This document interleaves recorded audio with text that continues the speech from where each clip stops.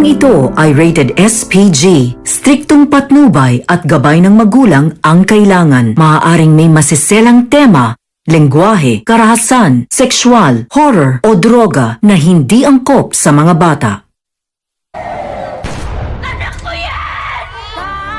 Jesus, Nazareno di Magiba.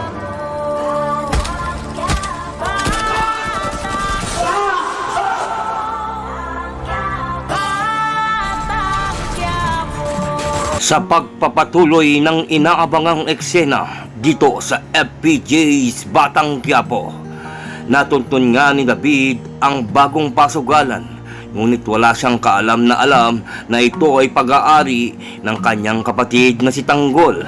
Kaya naman dali-dali siyang pumunta rito para makapaglaro at mapalago ang kanyang pera. Kaya dito ay siya ay susugal para dumami ang kanyang kayamanan. Pwede na! Hoy, tanda. Maayos ba yung pasugalan dito? Mukhang marami naglalaro dito ah. Tsaka magagalang sasakyan yung mga nakaparada. Ayos ba dito? Bata, puro high-end yung naglalaro dito. Baka di mo kayanin. Baka pitsugin ka lang. Tsaka milyon-milyon ang labanan dito. Kung ako sa'yo, umanap ka na ng ibang pasugalan. Hoy, tanda. Baka di mo ako kilala. Kaya kong bilhin yung buhay mo. Kaya huwag mo ako niyayabangan.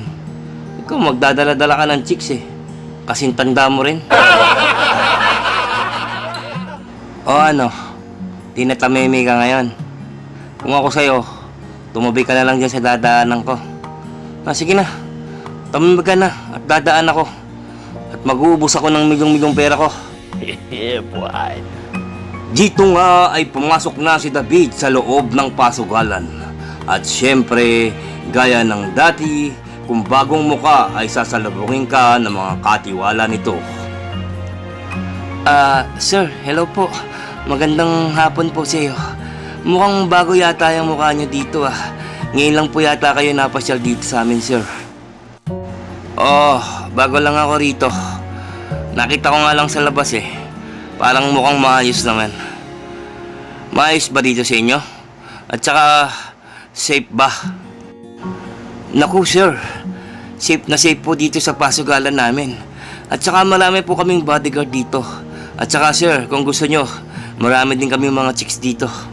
Mabuti naman kung ganon. Alam nyo, kating-kating na yung kamay ko eh. Kaya, ihanda nyo na kagad akong lamesa. At kailangan ko nang maglaro. Marami akong dala rito. Marami bang malalakas na kalaban dito? Sir, hindi ka mabibitin dito, sir. Kahit anong laro ang gusto mo, meron kami rito. Siguraduhin nyo lang na maayos yung mga kalaro ko. Ayoko ng puro yabang lang. Kasi, kung yabang lang din sila, mas mayabang ako sa kanila. Hindi nila kayang ubusin yung kayamanan ko. Ang mabuti pa, siguro, ihanda mo na yung lamesa ko. Laki na yun ang gusto kong laro. At saka huwag mo akong bibigyan ng kalaban na bubusitin lang ako. Hindi ako basta-bastang kalaban. Paano masabi? Dito nga ay hinanda na ang lamesang paglalaroan ni David. At dito malalaman kung ang dala niyang pera ay mapapalago niya. Pero ang alam ko, siya ay matatalo. Paano masabi?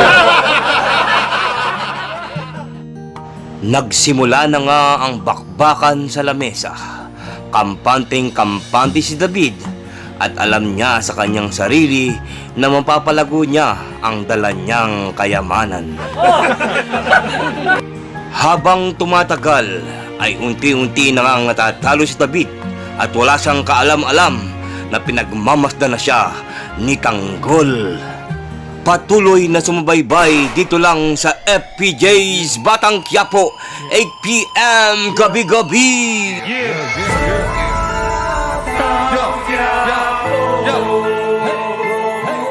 Batang Quiapo ang lugar ng mga palabas.